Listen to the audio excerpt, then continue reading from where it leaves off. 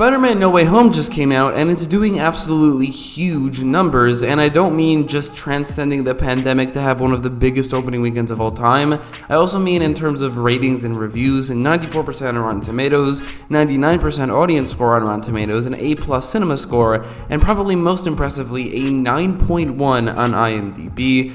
That 9.1 will certainly go down, but I doubt it'll go down below like an 8.5, which would make it still one of the highest rated comic book movies of all time, and even higher than the previous highest Spider-Man movie, Into the Spider-Verse. This movie is absolutely loved by just about everybody. There's no split fandom here. Every Spider-Man fan loves this movie, and it's certainly the most hyped Spider-Man movie of all time. I mean, the theater had like endgame level reactions, and I absolutely loved it.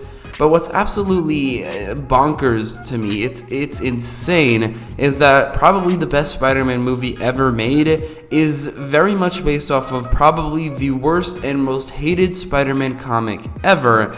As No Way Home is obviously a much smaller scale and more exciting, I would say, Spider-Verse, but it's the other comic inspiration that I want to talk about, Spider-Man One More Day.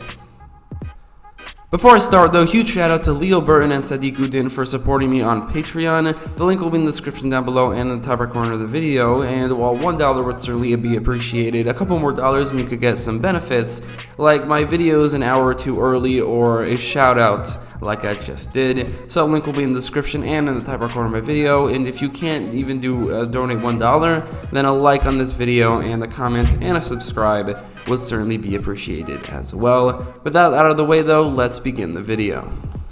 In order to understand why this comic is so hated, you need to know the status quo of Spider-Man before the story came out. The story came out in 2007, and at that time, Peter and MJ had been married for 20 years, since 1987, or in universe, it would be 5 years because of Marvel's sliding time scale. At this time, Aunt May was alive, but she is very clearly old and sickly and has been basically ever since the beginning, which was 40 years prior, so 10 years ago. And at this time, Peter actually revealed his identity to the public during the Civil War event, which he basically immediately regretted. At the same time, Marvel decided that they didn't really like the direction Spider-Man was going in, with him being married and probably going to have a kid at any time, and his identity being public.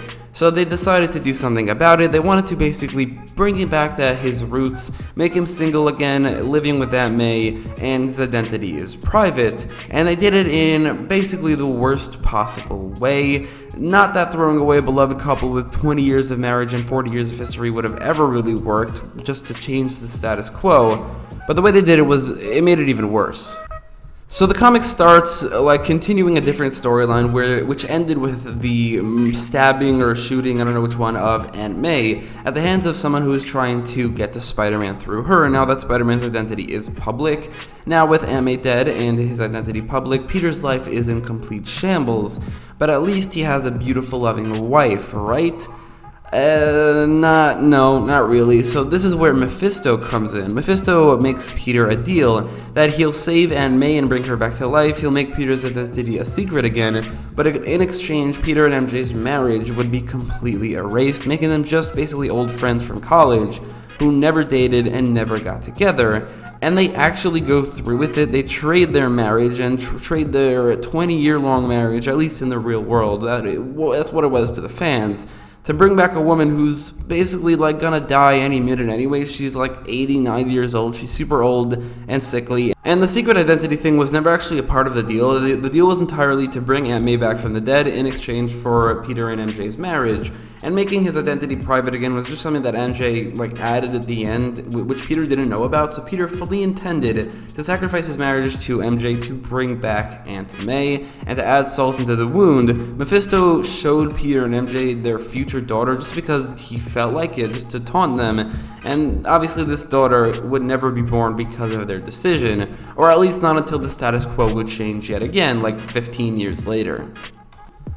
The reception to the comic was obviously awful. Everybody hated it. It was such an awful way to try and change Spider-Man's status quo. But at the same time, I think it's ridiculous they needed to regress the character like this at all, which honestly, this is a huge problem I have with comics in general. Characters don't really age, characters don't evolve, and when they do, it's usually reverts back to the same status quo that the character was most popular at, which is something that this story does so poorly. It's an awful story dedicated to regressing Spider-Man to exactly how he was 40 years earlier, and the 10 plus years since then have had the huge misfortune of trying to fix the mistakes of one more day.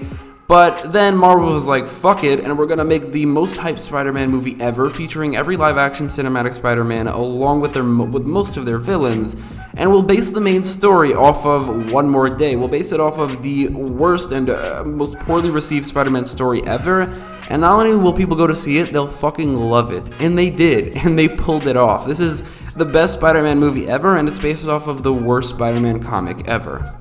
In No Way Home, Peter's identity is public and he's in a relationship with MJ. Although it's like a week-old relationship, it is a relationship nonetheless. Plus, obviously, Aunt May is around. In the movie, Aunt May dies, and in the end, Peter erases his relationship with MJ from ever happening from everybody's memory, although not from himself. Plus, Ned and basically everybody else who ever knew him, making him a person who practically never existed. And because of this, obviously his identity is also private again. It hits all the same beats as One More Day. The only difference is the intention and the execution. The intention was to tell a compelling story and to develop this version of Spider-Man. It's definitely not a regression to the character at all. It gave so much development to Peter, more than any other previous MCU movie, to the point where at the end of it, he's the most mature version of Spider-Man we've seen in the MCU, and it's the definitive live-action Spider-Man. May's death was also not a plot device, it was more of an emotional point in Peter's arc, plus just a generally very emotional death. And also kind of like retelling Spider-Man's origin story to fit in like the entire Marvel Cinematic Universe appearances, which was such a cool thing that they did. And bringing her back was never on the table, and it never had anything to do with the memory erasure going on, because making everybody forget him and erasing him from existence practically in exchange for May's life would never be worth it, and if given the choice, May would never agree to it. Instead, the reason Peter has Strange make everybody forget him is essentially to save the world, to save actually the entire universe. It's a universe-saving sacrifice that leaves Peter in the saddest point anybody has ever been in on screen, any Spider-Man has ever been on screen, or maybe even in any Spider-Man media ever, as far as I can think of. But also, he never wanted to go through with having everybody forget him. He never wanted MJ, Ned, May, or even Happy to forget him in exchange for his private identity. He never would have went through with that, which is what we see earlier in the movie. Instead, he's basically forced into it. It's either you let the universe die or you make everybody forget him, and that is what he did in the end. He had this heroic sacrifice that, yeah, it obviously changed the status quo of Spider-Man, and that was certainly the intention, but changing the status quo is not the problem. It's regressing the character like they did in the comic book storyline. That's the problem. But here, it's not a regression, it's a progression for the character. It's a huge development for the character. He matured so much, and that's the difference here. It's not a regression. The comic is a regression, No Way Home is a progression, and I think that's the main difference between the two storylines. While this one is based off of One More Day, it's so much better in basically every way, and that rhyme was not on purpose. No Way Home is the best Spider-Man movie ever made, or at least on par with Into the Spider-Verse, and one of the best MCU movies ever made, on par with Infinity War and Endgame, and it's based off of, somehow, the most hated Spider-Man comic ever, and to be honest, I have just nothing but respect for the enormous cojones on Marvel for this decision.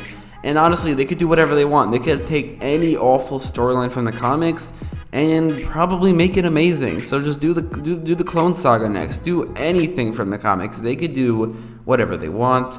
So that's it for this video. Let me know your thoughts in the comments down below. And if you like this video, make sure to leave a like, share, subscribe, and again, donate to my Patreon. And that's it. Bye.